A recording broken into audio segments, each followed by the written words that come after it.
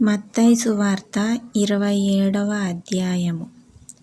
ఉదయమైనప్పుడు ప్రధాన యాజకులును ప్రజల పెద్దలందరును యేసును చంపింపవలెనని ఆయనకు విరోధముగా ఆలోచన చేసి ఆయనను బంధించి తీసుకొనిపోయి అధిపతి అయిన పొంతి పిలాతునకు అప్పగించిరి. అప్పుడాయనను అప్పగించిన యూద ఆయనకు శిక్ష విధింపబడగా చూచి పశ్చాత్తాపపడి ఆ 30 వెండి నాణెములు ప్రధాన యాజకుల యొద్దకును పెద్దల యొద్దకును మరలా తెచ్చి, నేను నిరపరాధ రక్తమును అప్పగించి పాపము చేసితినని చెప్పెను. వారు, దానితో మాకేమి, నీవే చూచుకొనుమని చెప్పగా అతడు ఆ వెండి నాణెములు దేవాలయములో పారవేసి పోయి ఉరి పెట్టుకొనెను. ప్రధాన యాజకులు ఆ వెండి నాణెములు తీసుకొని, ఇవి రక్తక్రయధనము గనుక వీటిని కానుక పెట్టెలో వేయతగదని చెప్పుకొనిరి. కాబట్టి వారు ఆలోచన చేసి వాటినిచ్చి పరదేశులను పాతిపెట్టుటకు కుమ్మరి వాని పొలము కొనిరి. అందువలన నేటి వరకు ఆ పొలము రక్తపు పొలమనబడుచున్నది.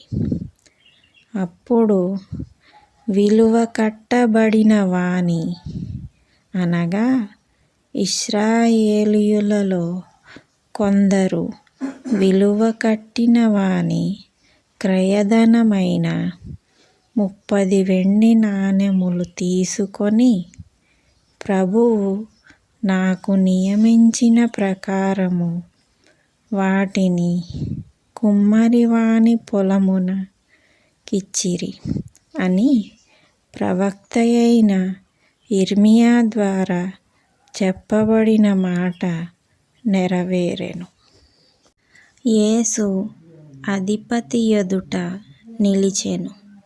అప్పుడు అధిపతి, యూదుల రాజవు నీవేనా అని ఆయననడుగగా, యేసు అతని చూచి, నీవన్నట్టే అనెను. ప్రధాన యాజకులును పెద్దలును ఆయన మీద నేరము మోపినప్పుడు ఆయన ప్రత్యుత్తరమేమియూ ఇయ్యలేదు. కాబట్టి పిలాతు, నీ మీద వీరెన్ని నేరములు మోపుచున్నారో నీవు వినలేదా అని ఆయనను అడిగెను. అయితే ఆయన ఒక మాటకైనను అతనికి ఉత్తరమియ్యలేదు గనుక అధిపతి మిక్కిలి ఆశ్చర్యపడెను. జనులు కోరుకొనిన ఒక ఖైదీని పండుగలో విడుదల చేయుట అధిపతికి వాడుక. ఆ కాలమందు బరబ్బా అను ప్రసిద్ధుడైన ఒక ఖైదీ చెరసాలలో ఉండెను. కాబట్టి జనులు కూడి వచ్చినప్పుడు పిలాతు, నేనెవనిని విడుదల చేయవలెనని మీరు కోరుచున్నారు? బరబ్బనా లేక క్రీస్తనబడిన యేసునా అని వారిని అడిగెను. ఏలయనగా వారు అసూయ చేత ఆయనను అప్పగించిరని అతడు ఎరిగి ఉండెను. అతడు న్యాయపీఠము మీద కూర్చుండియున్నప్పుడు అతని భార్య, నీవు ఆ నీతిమంతుని జోలికి పోవద్దు. ఈ ప్రొద్దు ఆయనను గూర్చి నేను కలలో మిక్కిలి బాధపడితినని అతని యొద్దకు వర్తమానము పంపెను. ప్రధాన యాజకులును పెద్దలును బరబ్బను విడిపించుమని అడుగుటకు, యేసును సంహరించుటకును జనసమూహములను ప్రేరేపించిరి. అధిపతి, ఈ ఇద్దరిలో నేనెవనిని విడుదల చేయవలెనని మీరు కోరుచున్నారని వారినడుగగా, వారు బరబ్బనే అనిరి. అందుకు పిలాతు, అలాగైతే క్రీస్తనబడిన యేసును ఏమి చేతునని వారినడుగగా, సిలువ వేయుమని అందరును చెప్పిరి. అధిపతి, ఎందుకు? ఇతడు ఏ దుష్కార్యము చేసెనని అడుగగా, వారు సిలువ వేయుమని మరి ఎక్కువగా కేకలు వేసిరి. పిలాతు అల్లరెక్కువగుచున్నదే గాని తన వలన ప్రయోజనమేమియూ లేదని గ్రహించి నీళ్లు తీసుకొని జనసమూహము ఎదుట చేతులు కడుగుకొని, ఈ నీతిమంతుని రక్తమును గూర్చి నేను నిరపరాధిని, మీరే చూచుకొనుడని చెప్పెను. అందుకు ప్రజలందరూ, వాని రక్తము మా మీదను మా పిల్లల మీదను ఉండుగాకనిరి. అప్పుడతడు వారు కోరినట్టు బరబ్బను వారికి విడుదల చేసి, యేసును కొరడాలతో కొట్టించి సిలువ వేయ నప్పగించెను. అప్పుడు అధిపతి యొక్క సైనికులు యేసును అధికార మందిరములోనికి తీసుకొని పోయి ఆయన యొద్ద సైనికులనందరినీ సమకూర్చిరి. వారు ఆయన వస్త్రములు తీసివేసి ఆయనకు ఎర్రని అంగీ తొడిగించి, ముండ్ల కిరీటమును అల్లి ఆయన తలకు పెట్టి, ఒక రెల్లు ఆయన కుడి చేతిలో నుంచి ఆయన ఎదుట మోకాళ్ళూని, యూదుల రాజా, నీకు శుభమని ఆయనను అపహసించి ఆయన మీద ఉమ్మివేసి, ఆ రెల్లును తీసుకొని దానితో ఆయనను తలమీద కొట్టిరి.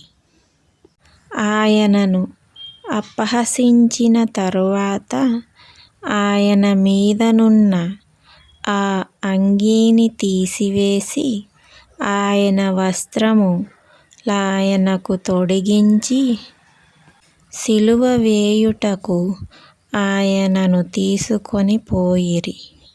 వారు వెళ్ళుచుండగా కురేనీయుడైన సీమోనను ఒకడు కనబడగా, ఆయన సిలువ మోయుటకు అతనిని బలవంతము చేసిరి. వారు కపాలస్థలమను అర్థమిచ్చు గొల్గొతా అనబడిన చోటికి వచ్చి, చేదు కలిపిన ద్రాక్షారసమును ఆయనకు త్రాగనిచ్చిరి గాని ఆయన దానిని రుచి చూచి త్రాగనొల్లకపోయెను.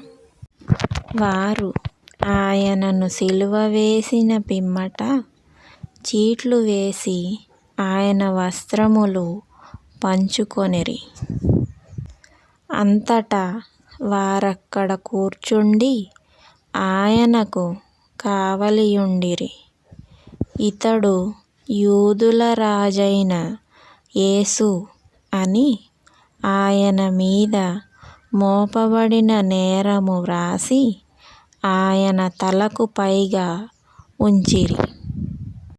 మరియు కుడివైపున ఒకడును ఎడమవైపున ఒకడును ఇద్దరు బందిపోటు దొంగలు ఆయనతో కూడా సిలువ వేయబడిరి.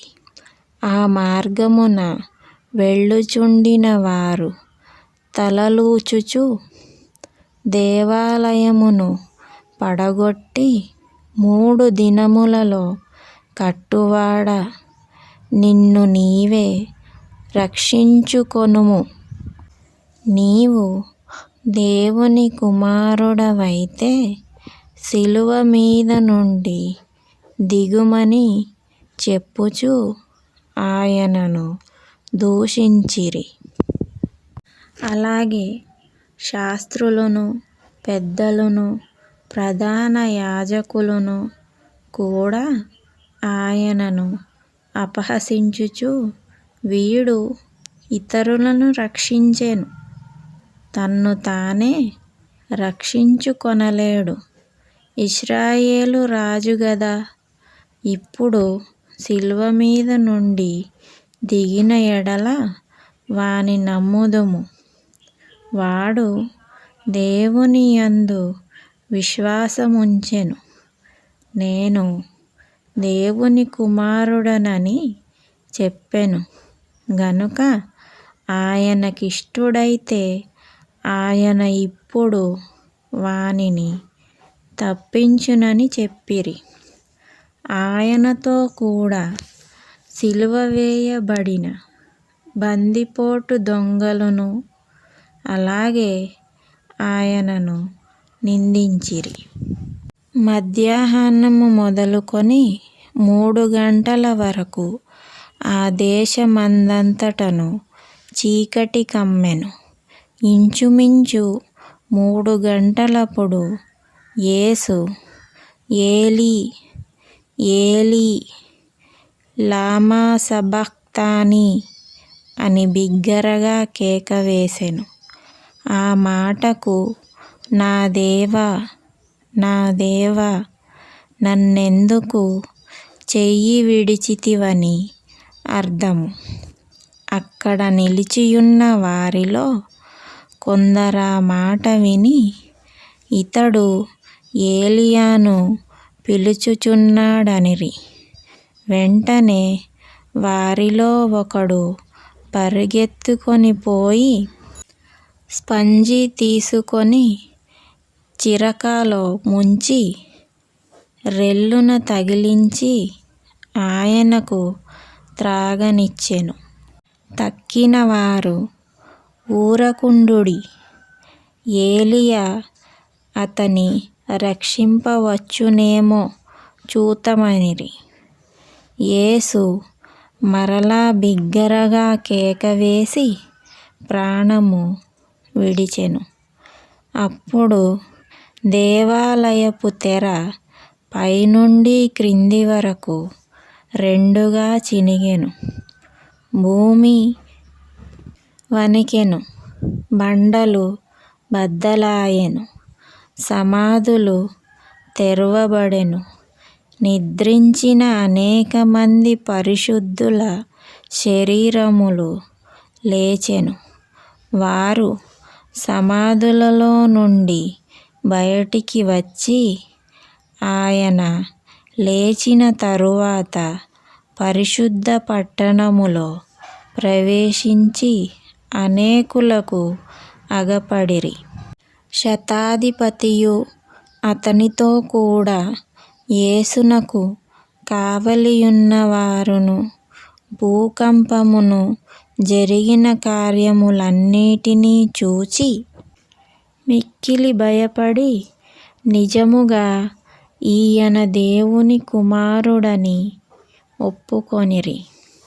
యేసునకు ఉపచారము చేయుచు గలిలయ నుండి ఆయనను వెంబడించిన అనేక మంది స్త్రీలు అక్కడ దూరము నుండి చూచుచుండిరి. వారిలో మగ్దలేని మరియయు, యాకోబు, యోసే అనువారి తల్లి అయిన మరియయు, జెబెదయి కుమారుల తల్లియు ఉండిరి.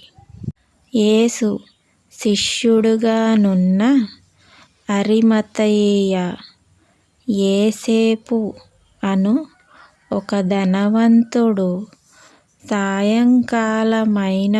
వచ్చి పిలాతు నొద్దకు వెళ్ళి యేసు దేహమును తనకిమ్మని అడుగగా పిలాతు దానిని అతనికప్పగింపనాజ్ఞాపించెను. యోసేపు ఆ దేహమును తీసుకొని శుభ్రమైన నారబట్టతో చుట్టి తాను రాతిలో తొలిపించుకొనిన క్రొత్త సమాధిలో దానిని ఉంచి సమాధి ద్వారమునకు పెద్ద రాయి పొర్లించి వెళ్ళిపోయెను. మగ్దలేనే మరియయు వేరొక మరియయు అక్కడనే సమాధికి ఎదురుగా కూర్చుండియుండిరి. మరునాడు అనగా సిద్ధపరచు దినమునకు మరుసటి దినమున ప్రధాన యాజకులును పరిసయ్యులును పిలాతు నొద్దకు కూడివచ్చి, అయ్యా, ఆ వంచకుడు సజీవుడై యుండినప్పుడు 3 దినములైన తరువాత నేను లేచెదనని చెప్పినది మాకు జ్ఞాపకమున్నది. కాబట్టి 3వ దినము వరకు సమాధిని భద్రము చేయ నాజ్ఞాపించుము. వాని శిష్యులు వచ్చి వానిని ఎత్తుకొని పోయి ఆయన మృతులలో నుండి లేచెనని ప్రజలతో చెప్పుదురేమో.